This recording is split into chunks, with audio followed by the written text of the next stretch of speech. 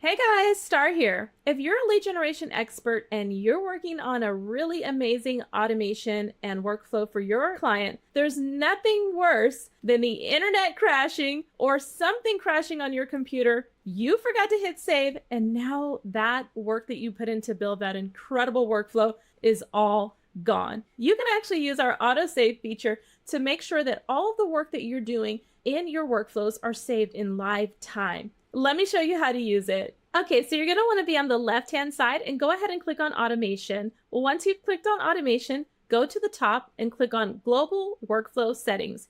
Here you'll see a few options. We want to focus on autosave. Go ahead and toggle this on. This will mean that changes that you make will automatically save while you're editing in your draft workflow.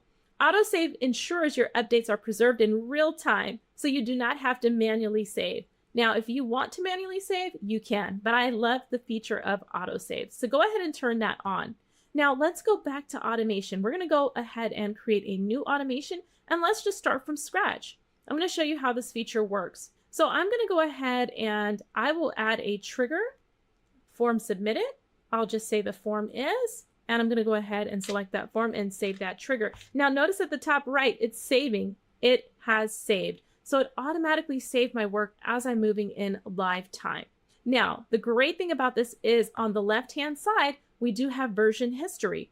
Go ahead and select version history, and you can see what changes have been made to this actual workflow. And you can also see what time it was made and who made those changes. So you can see here that I had a change at 2:11, which is where we went into creating the actual workflow. And then you can also see what time my trigger was saved automatically. So this is very convenient. If you're working with a team or you have more than one person working on this workflow, it's important to note that it's only going to autosave for one editor at a time. So the latest save is going to win. So if you want to see what's happening and by whom what changes have been made, just go ahead here and you can actually see the version history. You can see who saved what and roll back in time as needed. Now, I do want to share a couple of points with you. It's important to note that for draft only, autosave works in the workflow if it's in draft. Now, our automation is currently in draft mode, so you'll go ahead and use the autosave feature while in draft mode,